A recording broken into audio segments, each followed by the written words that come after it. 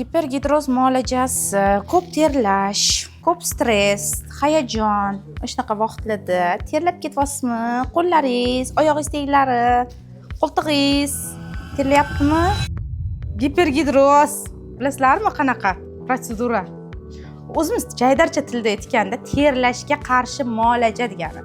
Ya'ni qo'ltiq tegi, kaftingiz, oyoq tegi terlaydi-yu, sasiydi-yu, o'shanaqa vaqtlarda bizda gipergidroz muolajasi qilinadi kosmetologlarda faqat. Kelasiz, 15 minut ichida ishingiz hal. Bir marta muolaja bilan 7 oylik ishingiz bitdi. Ya'ni terlashdan butunlay xalos bo'lasiz. Qanaqa muolaja deysiz? Ana o'sha gipergidroz deyiladi.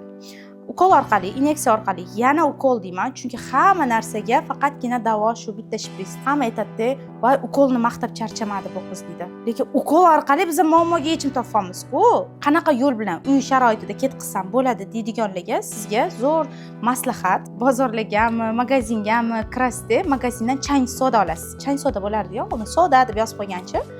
O'sha chang sodani olasizda 10, 15 kun, 20 kun, ya'ni 1 oy atrofida cho'milib chiqqaningizdan keyin toza ko'jaga surtib qo'yasiz. Qo'ltiq atrofiga bo'ladimi, qo'l kaftiga bo'ladimi, oyoq tagiga bo'ladimi, surtasizda, uxlaysiz.